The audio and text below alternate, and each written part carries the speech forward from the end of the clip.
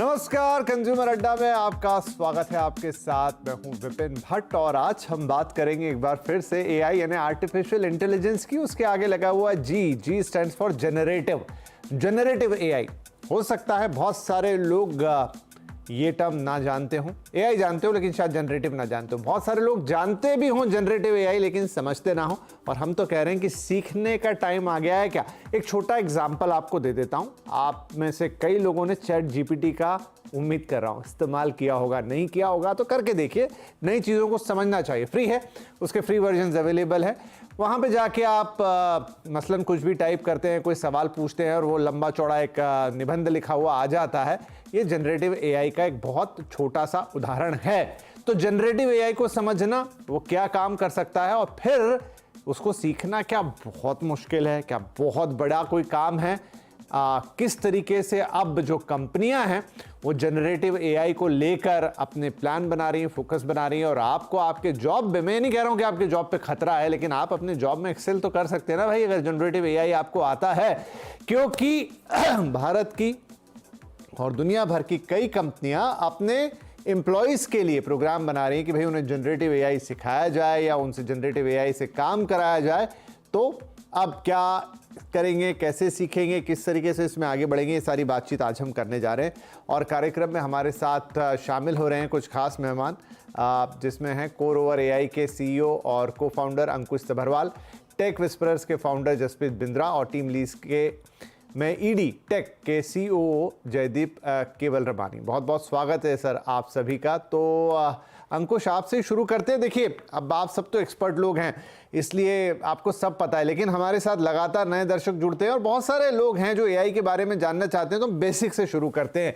AI, artificial intelligence, शायद इतना अंदाजा सबको है, लेकिन जनरेटिव एआई जब हम बोलते हैं उसके मायने क्या है? Right. Thank you, Vipin ji, for having me.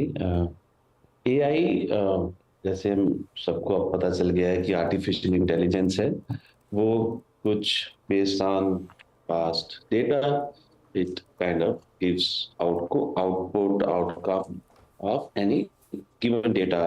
Prediction हो सकती थी या ये सैंपल है तो इसका क्या आउटपुट होगा, एनी गिवन इनपुट का आउटपुट क्या। तो कुछ प्रेडिक्शंस हैं based on the past data. अब जनरेटिव एआई में क्या है कि इट जनरेट्स कंटेंट, राइट। सो ऐसा नहीं है कि जो पुराने डेटा के बेस में ही कुछ नया आ रहा है। यस, पुराना data is of course an input, but it with the deep learning and deep learning and machine learning, GAN बोलते हैं, जनरेटिव एडवर्सरियल नेटवर्क से it generates the content also, mainly text, but now जैसे हम देख रहे हैं कि now images and videos are also being generated.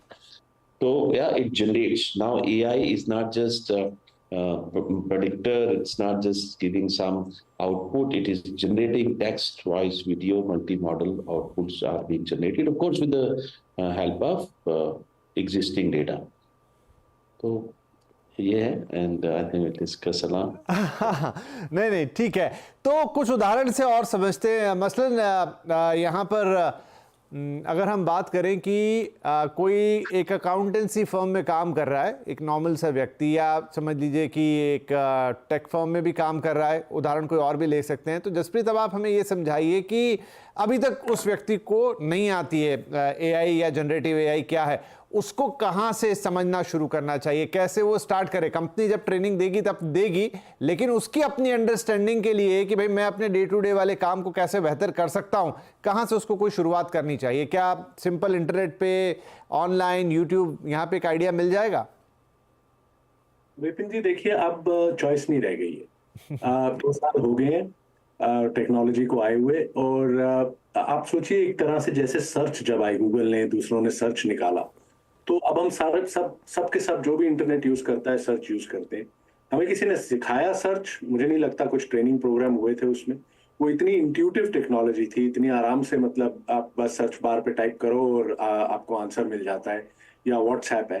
तो काफी हद तक, पूरा नहीं पर काफी हद तक जनरेटिव एआई में भी ऐसे ही है कि वो आपको, मतलब उसमें कोई बहुत डीप लर्निंग इन्वॉल्व नहीं है।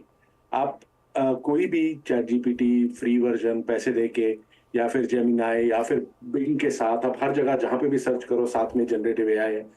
तो बेस्ट है कि अगर आप क्यूरियस हो उसके बारे में, अगर आप चाहते हो कि ये चीज क्या है, और सीखना शुरू कर दो अपने आप ही। जी बहुत कोर्सेज है ऑनलाइन, कोर्सेरा में कोर्सेज है, यूनिवर्सिटीज भी सिखा रही हैं, पर इसमें एक्चुअली आपको मेरे हिसाब से कोई एक बेसिक्स के लिए ट्रेनिंग प्रोग्राम में जाने की जरूरत नहीं है। आप अपने आप ही, अगर आपके पास फोन हो, कंप्यूटर हो, ऐप डाउनलोड करें और जैसे आप व्हाट्सएप सीख गए थे ऐसे ही ये सीख लेंगे।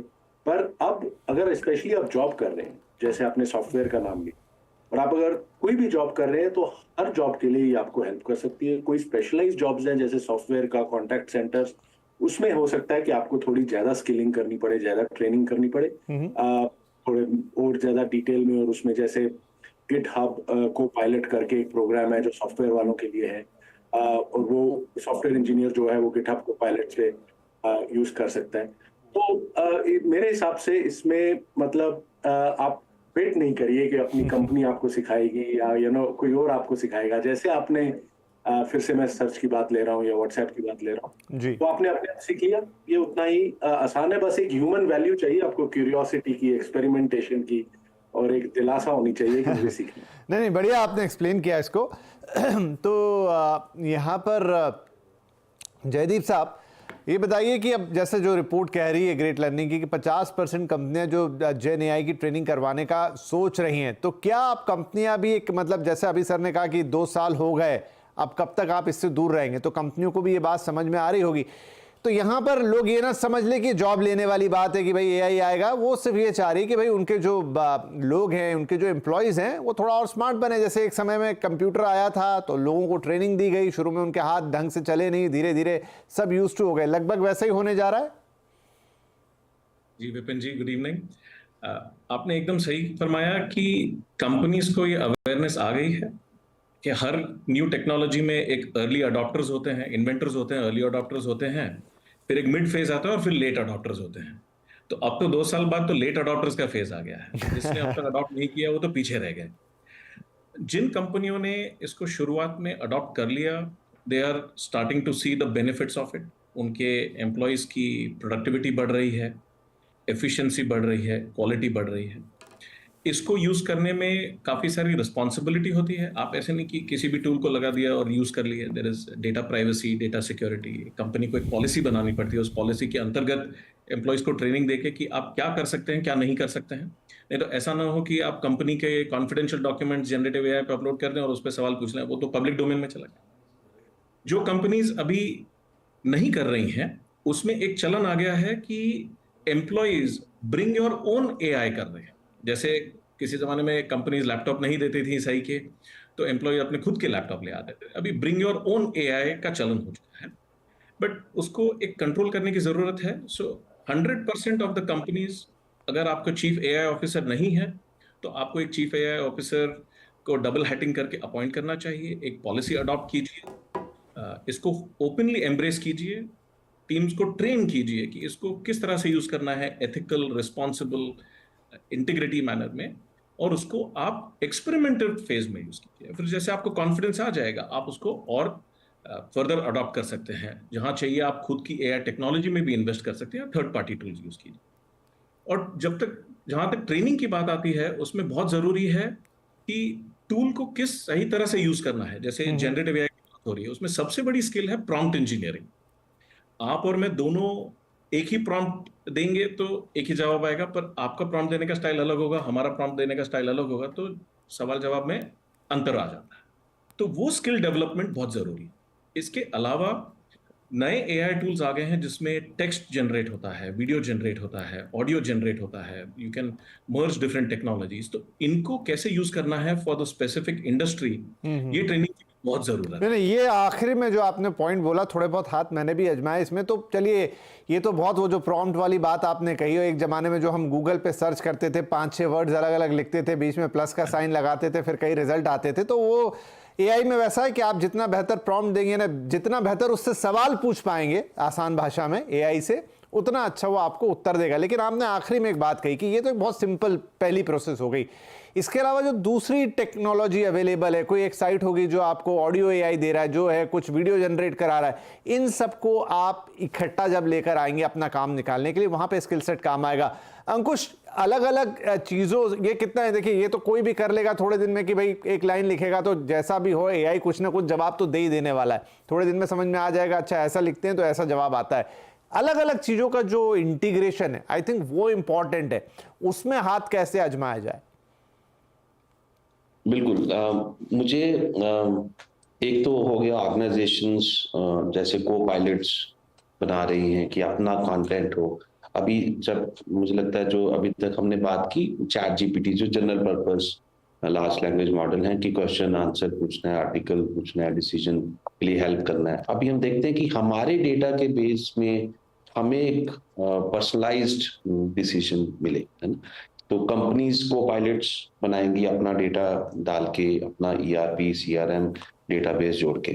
तो हम अपना पर्सनल सिस्टम क्यों ना बनाए, क्योंकि जो मेरी अपनी फिलॉसफी है, सपोज मैंने कुछ आर्टिकल्स लिखे हैं या बुक्स लिखी हैं, तो मैं अगर अपना थॉट प्रोसेस, आप सोचो कि अगर मैं अपने पेरेंट्स का भी थॉट प्रोसेस डालता हूँ, राइट, तो अब डिसीजन कोई भी डिसीजन सपोज डेटा के बेस में मुझे दिया जाता है या सपोज आपको दिया जाता है, तो सिर्फ डेटा सफिशिएंट नहीं है डिसीजन के लिए, राइट। एक गट फील ले लो या एक हिस्ट्री ले लो, कुछ हम आर्टिकुलेट ही नहीं कर पाते वो डेटा के फॉर्म, राइट। तो जो मेरे लिए डिसीजन होगा शायद आपके लिए अलग होगा, मेरे लिए अलग होगा। तो मेरे लिए राइट डिसीजन तभी आएगा जब मैं अपना डेटा डालूंगा, ना कि इंटरनेट के डेटा से जो अभी जितने भी मॉडल्स बने हुए हैं। तो पर्सनलाइज्ड जो डेटा है उसके बेस में हम डालें। जब इंटीग्रेशन की बात है तो इंटीग्रेशन कंपनीज के डेटा की इंटीग्रेशन और पर्सनल लेवल पे मुझे लगता है अपना जितना भी डेटा है तो वो डाल के हम एक अपना जेन एआई बेस्ड वर्चुअल असिस्टेंट बना सकते हैं। और जैसे नो कोड प्लेटफॉर्म है जिसमें एक हमारा भी है, बाकी भी है, तो मुझे लगता है वो इंटीग्रेशन और probably aggregation of relevant data से अच्छे वर्चुअल असिस्टेंट या जेन एआई सिस्टम बन सकते हैं। जी, तो जसप्रीत, किस तरीके की चीज़ें आप देख रहे हैं? मतलब अगर मान लीजिए हर कंपनी अपने लोगों को एआई सिखाने जा रही, तो क्या वो एक बेसिक चीज़ सिखा देगी, मतलब कंप्यूटर चलाना जैसी चीज़ दिखा देगी, या अंकुश जी ने ऐसा कहा, ये भी इंटरेस्टिंग है कि हम किस टाइप का काम करते हैं वैसा अपना एक एआई सिस्टम डेवलप कर लेते हैं और फिर उस पर काम करेंगे। तो it's just a matter of training कि भाई एक सिस्टम हमने डेवलप करा लिया और आपको वो पर्टिकुलर चीज़ों की ट्रेनिंग दे दी। बहुत इसमें ज़्यादा कुछ टेक्निकल नहीं होने जा रहा है। जी, देखिए, जयदीप जी ने ब्रिंग योर ओन एआई का नाम लिया, BYO एआई। आप क्या रिसेंटली एक माइक्रोसॉफ्ट और लिंक्डइन की रिपोर्ट आई थी कि 75% एम्प्लॉयज अपने पॉकेट में अपना एआई लेके आ रहे हैं कंपनीज में।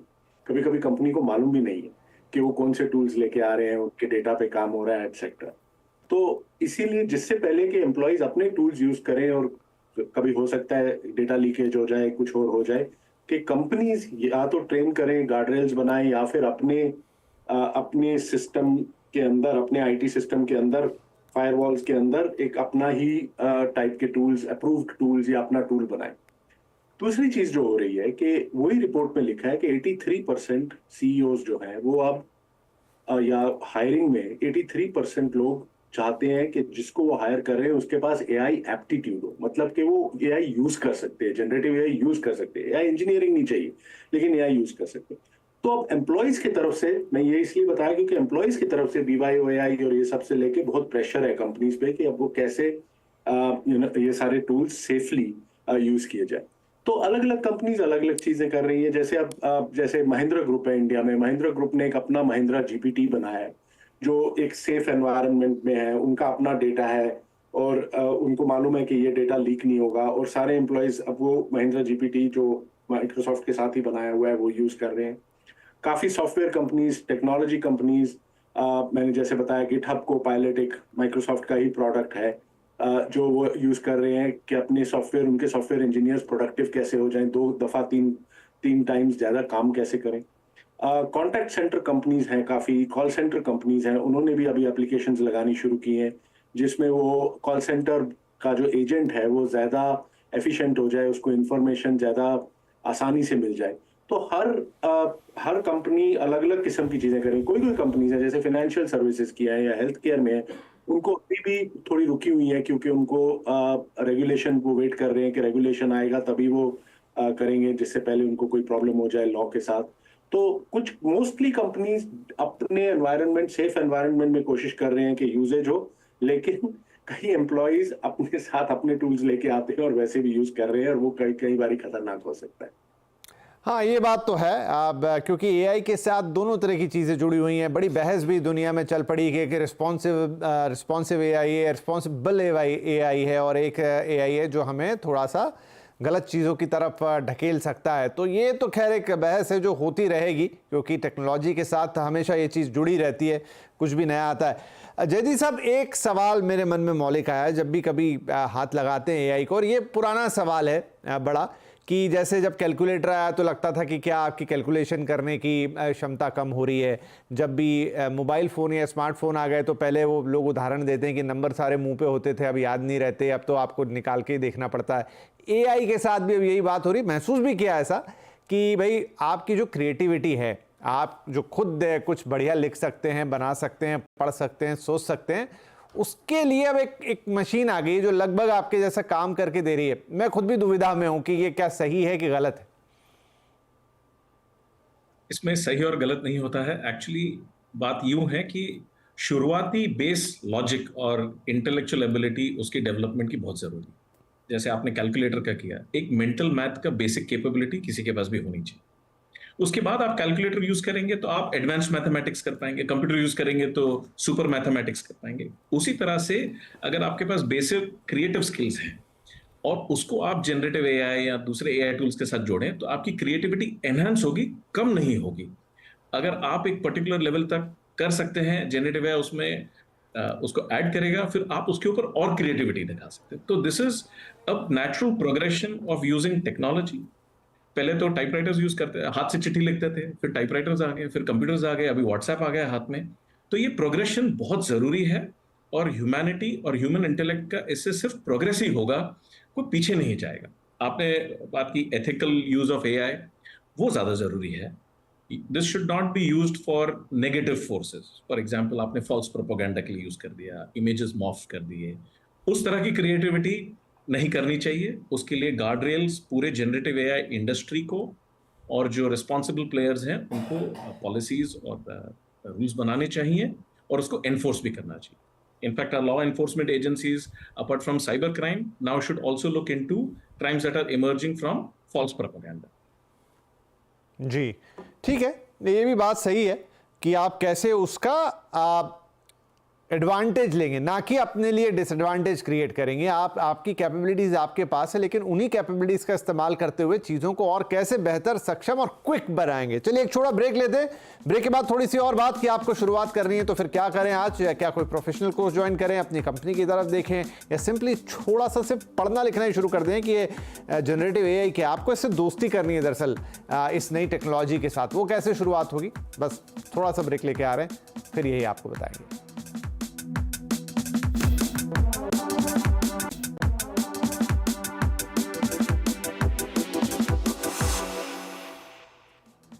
Welcome back. आज हम बात कर रहे हैं कि क्या जनरेटिव एआई सीखने का वक्त आ गया है। रिपोर्ट के मुताबिक करीब 50% से ज़्यादा कंपनियां सोच रही हैं, विचार कर रही हैं या तैयारी कर रही हैं कि अपने एम्प्लॉयज़ को जनरेटिव एआई की ट्रेनिंग दें।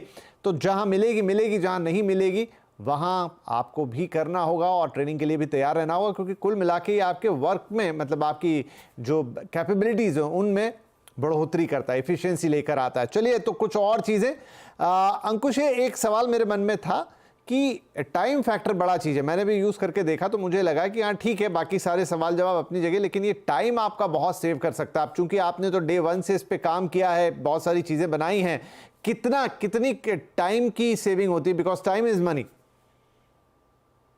बहुत होती हैं। अगर आपको ईमेल भी लिखनी है और आप ईमेल लिखते हो, पहले उसको खुद रिव्यू करते हो, फिर आप किसी अपने पीयर को बोलते हो उसको रिव्यू करे, तो वो अवेलेबल है। मतलब हमारे यहाँ पे हमेशा पॉलिसी रही है कि दूसरा इंसान ईमेल देखेगा ही अगर आपने आउट ऑफ द कंपनी भेजनी है, तो उसकी अवेलेबिलिटी भी मैटर करती है। तो अब हम एआई असिस्टेंट का यूज कर सकते हैं एज अनदर एक्सपर्ट पर्सन।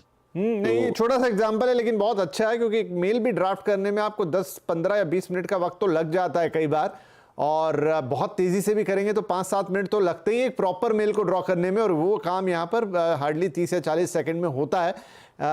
तो ऐसे कई उदाहरण हो सकते हैं। जसप्रीत, क्विकली अगर शुरुआत कर रही हैं आप, पहले भी इस चीज़ का जवाब दे चुके हैं, लेकिन मैं चाहता हूं जिन्होंने अभी तक कोई नाता ही नहीं जोड़ा, बस टीवी पे कार्यक्रम देख लिया या सुन लिया और एआई हो गया, कहां से शुरू करें?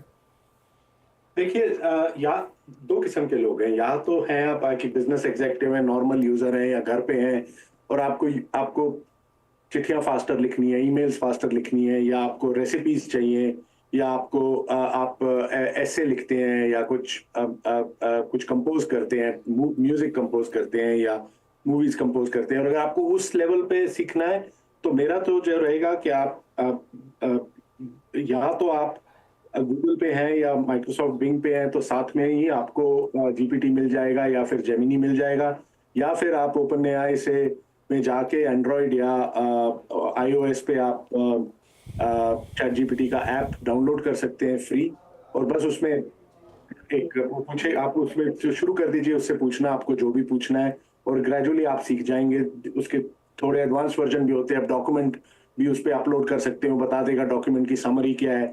या आप GPT-4o के साथ आप अब ये भी लिख सकते हैं कि मेरे को चित्र बना दो, पिक्चर बना दो, ऐसे ऐसे डिस्क्रिप्शन दीजिए, पिक्चर बन जाएगी। और धीरे धीरे आप बेटर हो जाएंगे प्रॉम्प्ट्स लिखने में। प्रॉम्प्ट्स आफ्टर ऑल क्या होते हैं? भाषा है, लैंग्वेज है। और जैसे हमें स्कूलों में सिखाते थे कि ये इंपॉर्टेंट नहीं है कि आंसर क्या है, इंपॉर्टेंट ये है कि आप कौन से क्वेश्चन पूछते हो। तो यहाँ पे भी वही इंपॉर्टेंट है, आप कौन से क्वेश्चन पूछते हो। तो बेसिक के लिए तो ये ठीक है। अगर आप थोड़े एडवांस्ड यूजर हैं, अगर आप सॉफ्टवेयर इंजीनियर हैं या फिर एनिमेशन आर्टिस्ट हैं, तो फिर आपको जाके बहुत सारे सोर्सेज हैं। ये बड़ी कंपनीज ही हैं, टेक कंपनीज या फिर बड़ी इंस्टीट्यूशंस हैं, बहुत सारे सोर्सेज हैं जहाँ पे आप जाके थोड़े एडवांस कोर्सेज सीख लीजिए। टेक्नोलॉजीज है, रैग करके और कुछ करके, जो आपको बताएंगी कि कैसे आप ये अपने स्पेशलाइज्ड सब्जेक्ट में कैसे यूज कर सकते हैं। ठीक है जी, बढ़िया है जयदीप साहब। बस हार्डली मेरे पास 30 सेकंड है, लेकिन उतना ही छोटा सवाल है कि कब तक हम, मतलब इन हाउ मच टाइम, जब हम एआई एक बिल्कुल रेगुलर चीज की तरह देखने लगेंगे अपने चारों तरफ? सो 30 सेकंड में ही जवाब दे देता हूं। ऑलरेडी हो चुका है।